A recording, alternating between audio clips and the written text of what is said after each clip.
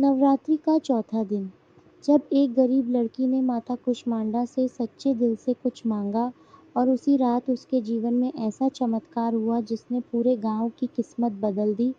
एक छोटे से गांव में राधा नाम की एक सीधी सादी लड़की रहती थी। उसका जीवन बहुत साधारण था। घर में गरीबी थी, पिता किसान थे और माँ घर के कामों में व्यस्त रहती थी। कई बार घर में 2 वक्त का खाना भी मुश्किल से जुट पाता था।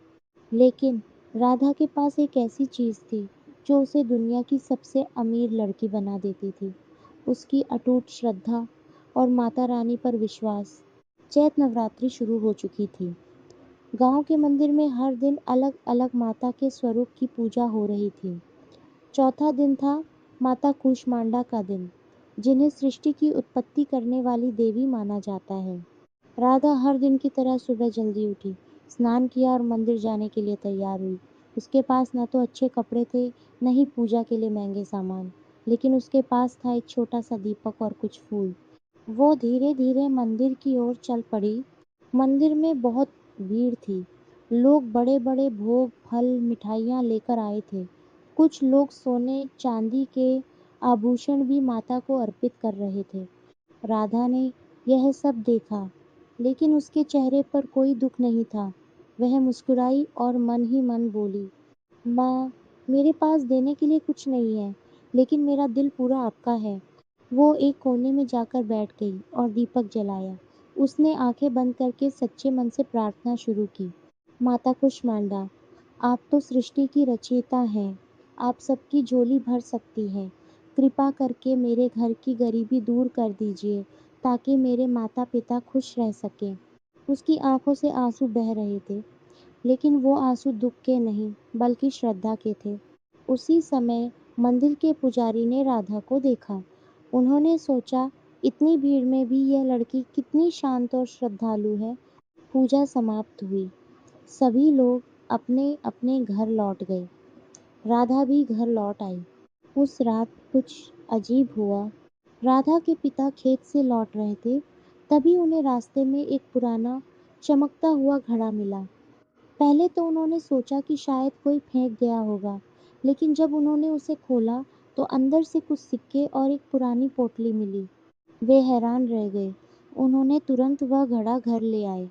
जब घर में पोटली खोली गई, तो उसमें सोने के पुराने सिक्के और कुछ कागजात मिले, जिनमें लिखा था कि यह ज़मीन पहले उनके पूर्वजों की थी।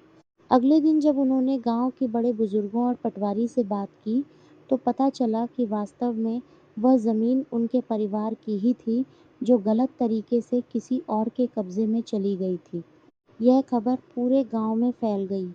कुछ ही दिनों में राधा के परिवार को उनकी ज़मीन वापस मिल गई और ज़मीन के बदले उन्हें अच्छी आर्थिक मदद भी मिली। अब उनका जीवन धीरे-धीरे बदलने लगा। घर में खुशियाँ लौट आईं, खाने की कमी खत्म हो गई और सबसे बड़ी बात, उनके चेहरे पर सुकून आ गया। राधा समझ गई कि यह सब माता कुष्मांडा की कृपा है। वह तुरंत मंदिर गई और माता के चरणों में गिरकर बोली, माँ, आपने मेरी छोटी सी भक्ति का इतना बड़ा फल दिया। मैं जीवन भर आपकी आभारी रहूंगी। पुजारी जी ने मुस्कुराते हुए कहा, बेटी, माता रानी हमेशा सच्चे दिल की पुकार सुनती है। उन्हें बड़ा भोग नहीं, बल्कि सच्ची श्रद्धा प्रिय होती है। राधा ने सिर झुकाकर कहा, आज मुझे समझ आया कि भक्ति में दिखावा नहीं, सच्चाई ज़रूरी है। सच्ची भक्ति में ही शक्ति होती है। माता रानी भाव देखती हैं, दिखावा नहीं। अगर मन शुद्ध हो, तो छोटे से दीपक की रोशनी भी चमत्कार कर सकती है। विश्वास और श्रद्धा से असंभव भी संभव हो जाता है। अगर आपको ये कहानी पसंद आई हो, तो लाइक करें, शेयर करें और ऐसी ही भक्ति भरी कहानियों के लिए चैनल को सब्सक्राइब ज़रूर करें।